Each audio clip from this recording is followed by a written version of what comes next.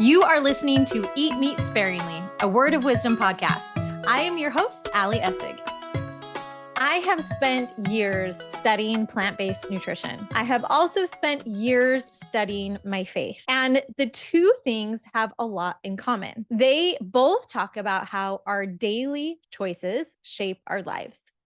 And there's something that I can't stop thinking about, and that is, why isn't Utah or any LDS community where there's a lot of people who are members of our faith and gathered in the same community, why aren't these communities considered a blue zone? Now, you may not even know what a blue zone is, and so I'm going to go into detail in today's podcast episode and cover what exactly blue zones are. I'm going to talk about the powerful parallels between Seventh-day Adventists and LDS teachings, and why LDS communities are not living to 100 in the same way as these blue zones are, and what we can do to change that. So let's first talk about blue zones. What are they and why are they called blue zones in the first place? You have to understand that Dan Buettner is a researcher, and he, along with the National Geographic, decided to study the entire world to find out which areas had the most centenarians. Now, these centenarians weren't just people living to 100 years old and older. These were healthy centenarians. So which pockets in the world had the people living the longest,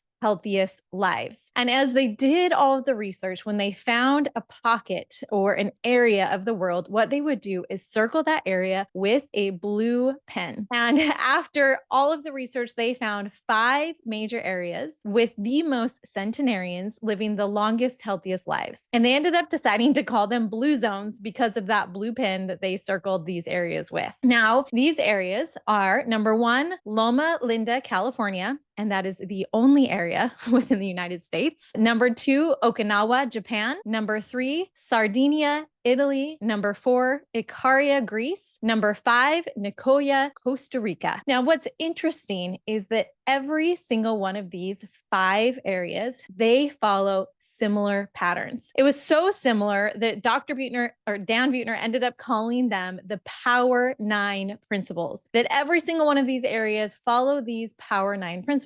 And what are these principles? Number 1, they move naturally. They actually don't go to the gym, but they walk, they garden, and they stay active daily. Number 2, purpose. Every single one of these areas has a strong sense of purpose. In Okinawa, it's called Ikigai, and in Nicoya, it's called the Plan de Vida. And number 3, they all try to reduce stress. They call it the downshift. They take time off. They take time to nap. They take time to pray and do sacred rituals. They reduce stress with whether it's meditation or really, truly actually taking the Sabbath day off, or even just social hours. They reduce their stress because they take the time to do that. Number 4 in these 9 power principles is the 80% rule. Most of these individuals don't overeat. They actually stop eating when they're 80% full. So they're not eating to excess. They just don't eat a ton, and they're able to do that because of the number 5 power principle, which is that they eat plant-based diets. Now, here's the thing. Most of them do not eat a perfect vegan diet. They eat meat sparingly, but the diets are mostly plant-based, and they do have minimal meat for most of them, and they're eating a lot of beans as their protein source. Now, number 6 is they drink alcohol in moderation, so they don't overdrink alcohol, or they don't drink alcohol at all, like in Loma Linda. So either no alcohol or very minimal alcohol consumption. Number 7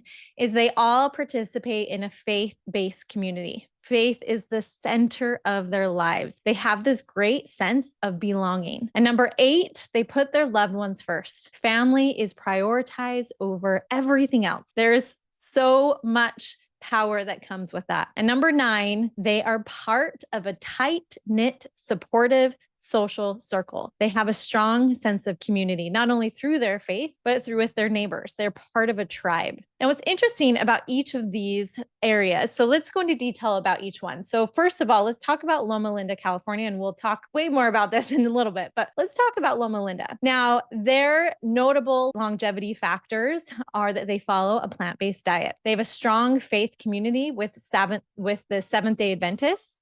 And they truly take the Sabbath day off as a day of rest, at least those who are active. They have lower stress lifestyles because of it. Okay? And in Okinawa, Japan, they also eat a plant-based diet and they follow what's called hara hachibu, which is that they stop eating when they're 80% full. Hara hachibu. And that is part of their diet, not to overeat. In Okinawa, Japan, they also have very close family ties and they have a purposeful sense of living. In Italy, in Sardinia, Italy, they follow a Mediterranean diet and they're very physically active. They are living with families, often multi-generational families are all living together. And it's kind of similar in Ikaria, Greece, too. They're also a plant-based Mediterranean diet. They drink herbal teas, they nap, and there's a strong community. And in Nicoya, Costa Rica, they eat mostly corn, beans, and a squash-based diet, which is like a Mesoamerican trio. And they are often performing outdoor labor. They find a lot of purpose through their spiritual practices, like their plan de vida. And what's interesting is each of these groups have their religion. So in Loma Linda, like we talked about before, it's the Seventh-day Adventist. In Okinawa, Japan, it's more of the Buddhism or Shinto, and they really value that ancestor worship. In Sardinia, Italy, it's predominantly Catholic, and they have a strong faith that's interwoven in their community. In Greece, in Ikaria, Greece, it's Greek Orthodox Christianity. And in Nicoya, Costa Rica, it's more of a Roman Catholic influence with, again, really strong spiritual traditions. So with that, I think it's beautiful. I think it's so beautiful to see how religion plays such a strong role in each of these areas and just how prioritizing religion really can help you live longer. And it's not just the plant-based diet, right? It's not just the strong community. I think religion is a huge part of it. And especially like with Loma Linda, that Sabbath day of rest is so key. It's so important. And in just the Catholic Orthodox festivals, they have fasting, they have other health promoting principles. And I love how in Okinawa, it's that ancestor worship and spiritual purpose, finding that strength through familial ties, even with those who have passed on. This gives these individuals a sense of purpose, a community, a trust in a higher power, and health as their stewardship. That's the thing. It's not just spiritual, but they really do value not just their faith, right? Faith is the core thread through all of the blue zones, but also along with their faith is their health. Health is a core thread through all of the blue zones. They're active. They eat a healthy diet. They reduce their stress, and all of them are part of this. And I've heard other individuals say, who, especially people maybe in the fitness influencers say, oh, the blue zones, the reason why these pockets have these individuals who are living to be 100 years old and older, it's just because of the community. It's just because of their faith. But if that's the case, then why isn't LDS communities considered blue zones? Because everything that I talked about, everything that I discussed, the importance of your faith, the importance of a strong community, the LDS church has.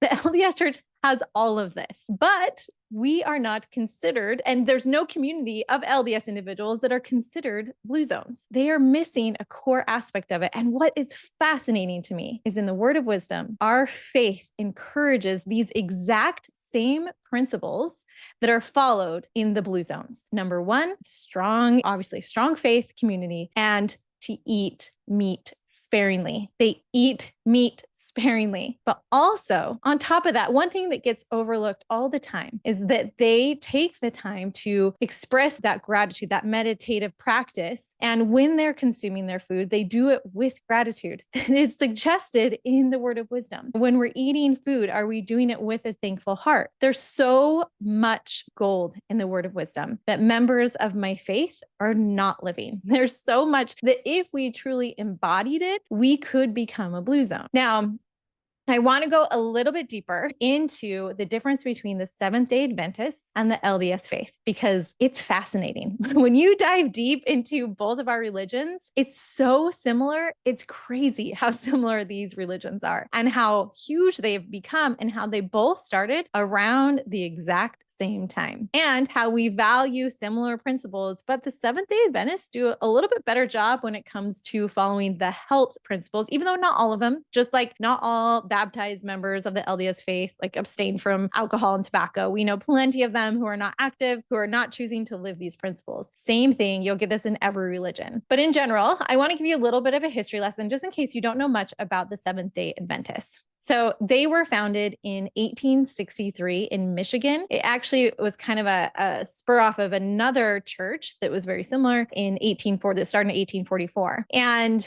then in 1863, Ellen G. White, like she was the visionary of the Seventh-day Adventists. And in particular, she was the health visionary. She promoted a plant-based diet way back then. And here's what it's fascinating, because they not only avoid alcohol, and were taught to avoid alcohol way back in 1863, just like we were taught to avoid alcohol way back when the Word of Wisdom came out around that same time. And to avoid tobacco, same thing. They were taught to completely avoid tobacco, completely avoid alcohol. And they also minimize their consumption of coffee and tea because they also try to avoid caffeine. Now, as you know, in my last episode, I talked about all of the details of caffeine versus coffee and tea, and we went into detail with that. But what's interesting in the Seventh-day Adventist Church is they just group all of it, caffeine, into one category. So Loma Linda is considered a blue zone, because they fully live all of the values that we talked about. And they have hospitals and schools that teach and serve vegetarian food, which is amazing. What is fascinating to me is they actually have more members of the church, of their church, than LDS members. So they currently have 22.8 million members globally. And so the LDS faith, just to give you perspective, they were founded in 1830 in New York by Joseph Smith. And similar, this is what's so crazy. The Seventh-day Adventists, they ended up moving to Loma Linda and making that their headquarters in 1905. Okay. Now, the LDS church ended up moving to Utah in 1847. So both churches started kind of more out east and ended up moving out west to find kind of their headquarters. And the LDS church was founded, like I said, in 1830 by Joseph Smith. They later moved to Utah in 1847. And the LDS church has the Word of Wisdom that does encourage plant-based eating. It prohibits alcohol and tobacco, as well as coffee and tea. And overall, the LDS church has 17.5 million members worldwide, compared to the 22.8 million members of the Seventh-day Adventists. Now, when I first read that, I was so confused because I was like, wait, I honestly don't know a lot of Seventh-day Adventists. You would think that since they have more members, I tend to meet, not just because I'm a member of the Church of Jesus Christ of Latter-day Saints, but I tend to just see more or hear of more, and most people hear of more members of the LDS faith than they do Seventh-day Adventists. And that is because of this one key principle. Only 4% of the Seventh-day Adventist Church are members in the US. So there's only 4% of that 22.8 million members are in the US, where with the LDS faith, it's 39% of its members are based in the US. So it has a much larger US-based population. And the church reports, in the LDS faith, reports having active congregations and missions in over 160 countries and territories, where when it comes to the Seventh-day Adventist Church, they operate in over 215 countries and territories worldwide. They have had much more global success, a huge part because it's prioritized these service-based missions with the churches, with the hospitals, and they're a lot more flexible when it comes to cultural integration. They don't ever require you to live a certain way exactly, like unlike the LDS faith, you have to live a certain way in order to go to the temple. All of these things are suggested, but they get a bigger range of people who follow them, I guess you can say. And it's far more globally spread, especially across Latin America and across Africa and parts of Asia. So there's a lot more members of the Seventh-day Adventist Church in Latin America, Africa, and parts of Asia. And even when I served my LDS mission in Argentina, I remember meeting a lot of Seventh-day Adventists. I definitely met a lot more there than I ever met in the United States. And what I absolutely love about the Seventh-day Adventist Church is its emphasis on healthcare and education and teaching these plant-based principles. And with the hospitals, their clinics, their schools, they just globally emphasize health and education as part of its mission, which I think is beautiful and so needed. And they've done a lot of their outreach and their missionary work through volunteers. They also have missionaries, which is interesting, like we do. It's not required, it's more volunteer based, but they've done a lot with various media channels like radio, television, online platforms, and they have reached a broad audience globally with their message in that way. So overall, how much net worth is each church worth? Well, the net worth of the Church of Jesus Christ of Latter-day Saints, because it's based in the US and the church has a lot more investments, substantial investments that are managed by Ensign Peak Advisors, they are worth, LDS Church's is net worth is 293 billion versus the Seventh-day Adventists are 15.6 to about 30 billion. So they both have a good amount of money. Obviously, because the Seventh-day Adventist is more global with all of these educational institutions that they get money from, as well as tithes and offerings from its members. Similar, the LDS Church also gets the tithes and offerings, but the Seventh-day Adventist is in more second and third world countries compared to the LDS Church. So what is fascinating, now that I've given you kind of all of the base, is why aren't LDS communities considered a blue zone? We believe the same things. We do. We practice a very similar church-based lifestyle. We value keeping the Sabbath day holy. We value having that strong knit community. We value our health. In fact, if you were to look at longevity data, that's also really fascinating. And it can be deceiving and a little confusing because active LDS men, first of all, they had to be active in their faith. And second of all, they had to exercise. So active exercising LDS men live up to 9.8 years longer than the average exercising man in the United States. And I very much contribute that to not drinking alcohol. That is huge. That is the biggest lever that you can play. If you're not drinking alcohol, I mean, alcohol is a group 1 carcinogen. And so if you're not doing that, that's a big deal. Where Seventh-day Adventists, it's very similar, right? It's 9.5 years longer. So in general, it's so similar, but the data can be tricky because women in the LDS faith only live 5.6 years longer. And the data that we have, like we can say, okay, well, LDS individuals, it looks like they live longer, but on average, the Seventh-day Adventists with the men and the women combined, it's 9.5 years. And you have to keep in mind that longevity data is not the same thing as centenarians, that is two separate data. We may live on average, LDS men may live on average longer, but they're still not living to 100 without chronic disease. So what Dan Buettner looked at when he looked at the blue zones is, okay, not only are they living longer lives, but are they living past 100 and are they living with chronic disease or not? And so why aren't LDS communities considered these blue zones? Well, number one, we don't necessarily adhere to our guidelines. The word of wisdom, we are so good at following the don'ts when it comes to what the church has outlined. Like it's very important in order to attend the temple that we don't drink alcohol, we don't drink coffee and tea, we don't smoke tobacco, we don't do drugs, but all the other stuff that's outlined in the word of wisdom is just considered counsel and very much is overlooked. The counsel on meat, completely overlooked in the word of wisdom. The counsel on grains and on herbs, completely overlooked. And what is unfortunate when it comes to LDS culture is the high soda and sugar consumption that is very common in the LDS culture. Because Seventh-day Adventist members look more at the bigger picture of health and not just this checklist of what they should and shouldn't do, they actually don't consume as much sugar. They are not consuming soda. Because again, it's not a checklist of like, I just have to do this and then I can find my treats in another way. They value, especially the active Seventh-day Adventists, value health. And that means that maybe occasionally they do drink coffee, very occasionally, but they are mostly not consuming sodas and sugars. So many members of the LDS faith avoid coffee, but still consume energy drinks, right? They're still consuming soda like we talked about in last week's episode. Stress and overscheduling is also different in the Seventh-day Adventist Church versus the LDS Church. Sunday schedules for LDS families can be packed, right, with family life, which is beautiful, with other high demands, church callings, responsibilities. And it isn't truly this day of rest that compared to the Seventh-day Adventists and their culture. Sabbath it's like the name, it's their name, right? It is a true day of rest for those who are active and really downshifting and allowing themselves to have that day of rest. Number 3 is the dietary culture.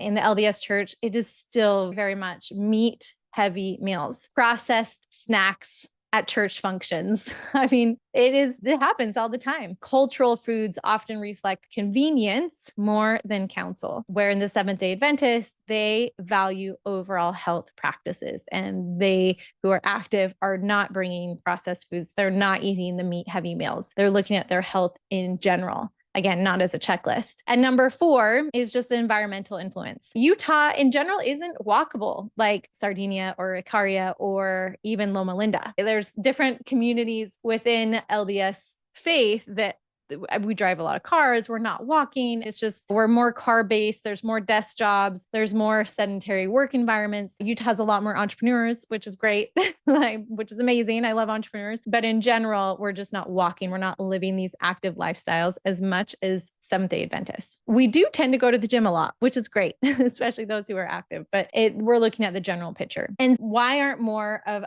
the LDS members hitting 100? We often feel like the word of wisdom is inspired, but it's incompletely lived. Yeah. Again, we know that it says to avoid alcohol, tobacco, hot drinks, to eat meat sparingly, to emphasize fruits and veggies and grains, and to avoid excess. But in real life, we are eating the standard American diet that's high in meat, dairy, sugar, and processed foods. In real life, the LDS members are not eating enough fiber. We're not eating enough plant diversity. In real life, LDS members struggle with stress, with overscheduling, and with lack of sleep. And in real life, the LDS members treat soda like a food group.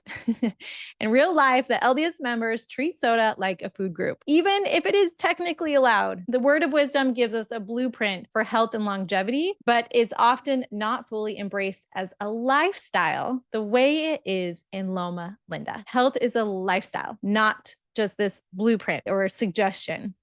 Loma Linda's culture is more fully aligned with the health message. Their leaders are very strong on this. The Seventh-day Adventist community in Loma Linda eats predominantly plant-based. Many are vegan or vegetarian. They live in this tight-knit neighborhood where faith, health, and service are intertwined. They honor the Sabbath as a day of rest, and it's not packed with meetings. They avoid caffeine, alcohol, smoking, and even overeating. They avoid overeating. They value that. They prioritize that. They see health as part of their spiritual identity. I think that's beautiful. The Seventh-day Adventists see health as part of their spiritual identity. Ellen G. White's health writings are treated almost like scripture, and that deeply shapes daily behavior in a consistent, unified way. And I admire that. I love my faith. I'm not going to change to the Seventh-day Adventist, but I admire how they live their faith. And Utah and LDS populations are just honestly more culturally diverse too. It's something to keep in mind. It's a lot easier to live the same lifestyle when we're all the same type of people living in a tight-knit community, where many LDS members live clean lifestyles, but Utah as a whole includes people who are culturally LDS but don't actively follow health principles. There's a huge fast food and sugar culture. Utah ranks high in soda and treat consumption. And they have a higher average BMI. So members of the faith of the Church of Jesus Christ of Latter-day Saints have a higher average BMI and chronic illness rates compared to blue zones. So why is that? It's easy to pinpoint that. I think sometimes we've lost this general understanding that, like, in short, we're faithful, but we're also busy. We're also stressed, and we often eat highly processed food. We do. And blue zones emphasize lifestyle over doctrine. In Loma Linda, longevity isn't just about following rules. It's about moving every day. It's about resting every week. It's about eating plants at every meal, about living with purpose and community. So even if LDS doctrine allows for healthy living, the day-to-day culture doesn't always support it, especially not in the same way as the Seventh-day Adventists. We're more structured, we're more busy, and we're sometimes more focused on obedience than embodiment. I'm going to say that again. We're sometimes more focused on obedience than embodiment. My final thought on all this is that we have the light. We have all of this information. It has been given to us in the word of wisdom. We just need to live it more fully. We just need to embody the entire word of wisdom and not look at it as just, I just need to be obedient to the parts that I've told to be obedient to. The word of wisdom could create a modern day blue zone in any LDS community if we embraced it with the same cultural intentionality that Loma Linda does. Not just don't drink coffee, so instead I'll drink soda, but instead eat mostly plants, rest, move your body, breathe, gather, and heal. The word of wisdom, it's inspired. I know it's inspired. I believe in it. I have faith in it. I was given counsel when I prayed and asked to find what I should do for my family in order to find more health, especially when my husband was going through his stroke and he lost his ability to see. His vision was impaired. And when I prayed about it, what do? What's in my power? And it was live the word of wisdom completely. Embody it, right? The word of wisdom is inspired, but it's not always embodied. If we lived like the Seventh-day Adventists, if we were to live like Ellen White's counsel, if we were to treat the word of wisdom like the Seventh-day Adventists live and follow Ellen White's counsel, LDS communities could be a modern day blue zone. We could be. So I want you to reflect on how you can eat meat more sparingly. What would that actually look like in your life? I have plenty of recipes online. I have some good ones that actually taste fantastic. I was talking to a friend the other day and I was sharing with her all these things, and she's a member of my faith and does not want to follow any of this. And I was like, why? Like, you hear me. You believe in my mission and what I'm doing. Why wouldn't you follow it? And she said, because it sounds boring. And I'm here to tell you, eating meat sparingly is not boring. It's almost like you get to open up a door to a beautiful world that you didn't even know existed, with all of these shapes and colors and tastes and pleasures that you didn't even know that were there. I eat more of a variety of foods now that I'm plant-based than I ever did following standard American diet. I eat more flavors, more tastes from more diverse countries. I think eating the standard American diet is so boring. You are eating the same chicken or beef, right? Or pork. That's it. And you're eating the same flavors, cheese or cream or, whatever it is.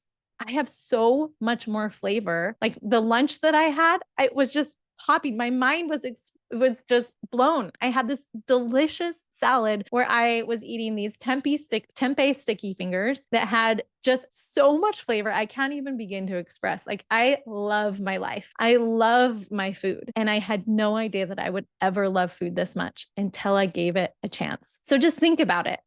Don't be afraid. Let's drop the fear. And I want you to think, what would it really be like to consume wholesome herbs and grains in every season? And what would it be like, this one overlooked aspect of the word of wisdom, when we eat our food with thankfulness? What would it be like to bring in more gratitude and mindfulness with your food? I think we would be more like all of the other blue zones. We would be following the Hari Hachi food, where we're not over consuming. We're eating just until we're 80% full, because we're eating more mindfully, just like the word of wisdom has suggested that we do when we bring in that gratitude and mindfulness with food. What would it be like if we had that regular movement, that joyful activity? We move because we celebrate our bodies. We're not treating exercise as a punishment. We're treating exercise as a celebration for our temples, for what our bodies and our temple can do.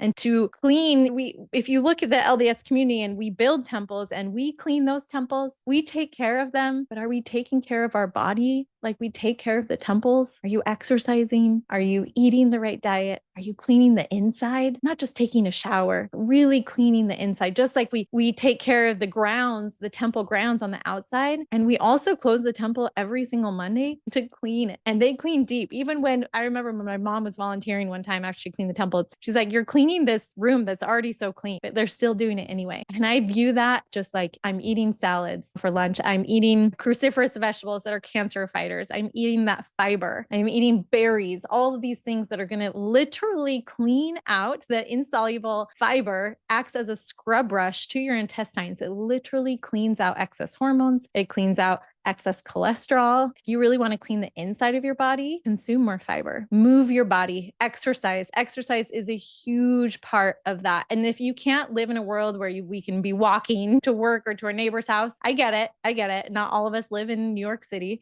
but can you at least structure time for movement? Maybe right when you wake up, a 10-minute walk. Just leave your house, walk for 5 minutes, turn around 5 minutes later and walk back. That's a 10-minute walk. These little exercise snacks is how the blue zones live. They don't go to the gym. They do what is called exercise snacking. They're just moving their body. They're standing more. They have more of that non-exercise activity thermogenesis, the NEAT, right? That everyone's talking about these days when it comes to health influencers, of just moving your body more.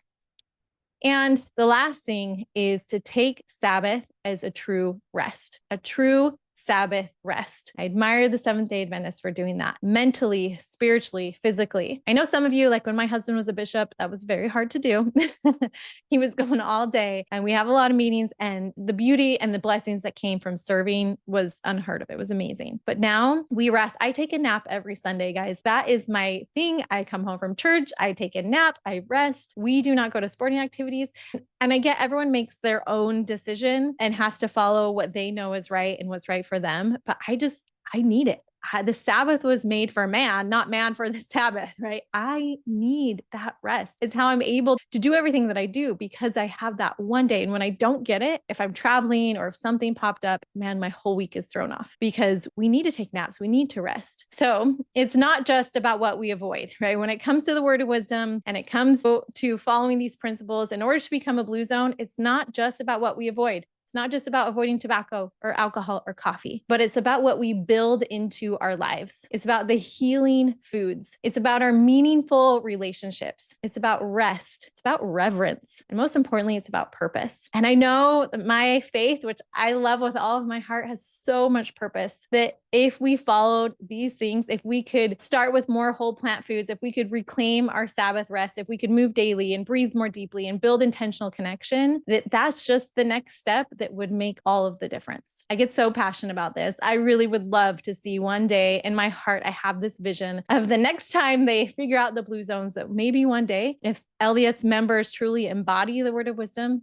that we can be one of those little areas just circled with a little blue pen on the map of the world, so that we could be living to 100 years old, just like our prophet is and has, and without chronic disease. He's the best example of that, who's lived a life that has followed all of these things. Has he been perfect? No. Is he vegetarian or vegan? No. But he does eat healthfully, and he has avoided things that he knows have clogged arteries and that he has worked on. And maybe it was just red meat, or maybe it was just consuming a little bit less. But in general, we can all follow that example to embody health and not just live by a checklist. All right. I love you all. I'll see you next week.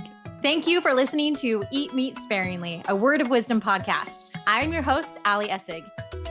And if you need more help and support with transitioning to eating more plants so you can lose weight and feel better, improve your gut health, and just reduce your risk of chronic disease, then make sure to check out my Plant-Wise membership. That's PLANTWHYS, because I like to teach the why behind eating more plants. But if all you need is just a couple more delicious recipes that feed your family and everyone loves, and not to mention super simple and easy, then make sure to check out my YouTube channel, which is also Plant-Wise, PLANTWHYS. Hope to see you there.